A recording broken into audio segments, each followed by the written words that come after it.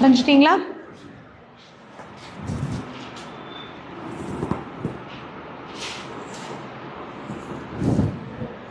Degree mostly இந்த degree எதுக்காக நமக்கு யூஸ் ஆகும் அப்படின்னா பேக் கோம் பண்ணுறதுக்கு. என்ன டிகிரியில் வச்சு பேக் கோம் பண்ணுறோம் அப்படிங்கிறது இருக்குது. ஆக்சுவலி இந்த ஸ்ட்ரைட்டாக இருக்கிறத 90 டிகிரி நம்ம சொல்லுவோம். இது 120 டிகிரி, இது 180 டிகிரி.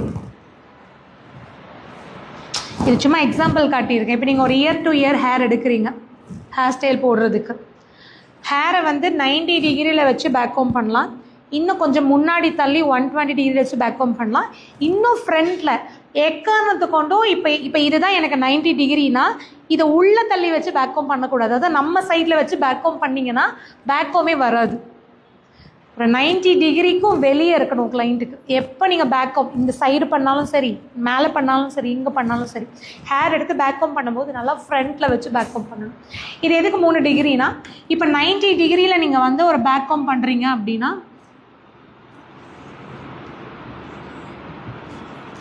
இப்போ வந்து ஒரு 90 டிகிரியில் பேக் கோம் பண்ணுறீங்க, ஒரு பஃப் வைக்கிறீங்கன்னு வச்சுக்கோங்களேன். அந்த பஃப் இப்படி வரும் ஷேப்பு. இதுவே நீங்கள் 120 டிகிரியில் பேக் கோம் பண்ணிங்கன்னா இப்படி வரும். 180 டிகிரியில் பேக் கோம் பண்ணிங்கன்னா இப்படி வரும் பஃபோட ஷேப்பு. நீங்கள் எவ்வளோ முன்னாடி தள்ளி தள்ளி பேக் கோம் பண்ணுறீங்களோ அந்த ஹைட் வந்து அந்த மாதிரி வரும். நமக்கு ஆக்சுவலி 90 டிகிரியில் வந்துச்சுன்னா அப்படி வந்தால் தப்பு. இங்கே அமுங்கி போய் இங்கே தூக்கிட்டு இருக்கக்கூடாது.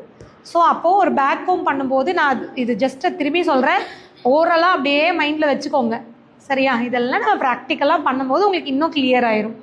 இப்போ நான் இதெல்லாம் சொல்லிக் கொடுக்காம டைரெக்டாக நான் ப்ராக்டிக்கலாக போயிட்டேன்னா உங்களுக்கு எதுவுமே புரியாது. அதனால தான் இது ஜென்ரலாக எக்ஸ்பிளைன் பண்ணுறேன். இந்த மாதிரி டிகிரி 3 டிகிரி தான்.